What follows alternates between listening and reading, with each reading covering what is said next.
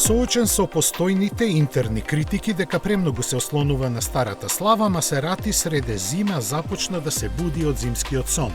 Активностите на компанијата засега се воздржани, но доволни да го свртат медиумското внимание, а можеби и пазарното, бидејќи главна новост е представувањето на новата верзија на Гран Кабрио, која со своите 490 конски сили треба да биде основна во понудата.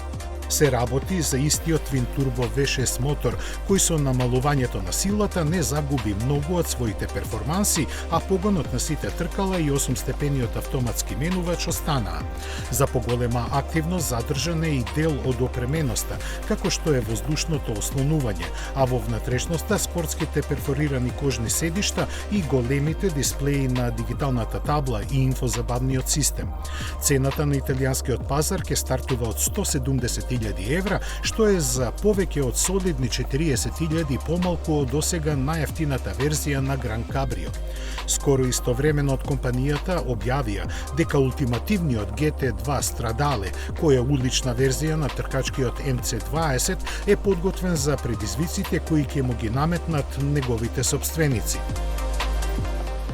Задвижуване од споменатиот 3-литарски агрегат, кој за него развива 640 конски сили, кои пренесувани само на задните тркала му обезбедуваат недвојбена возбуда во возењето. Првите испораки се предвидени за април, а цената останува мистерија, освен за 914 купувачи колку ќе можат да го добијат.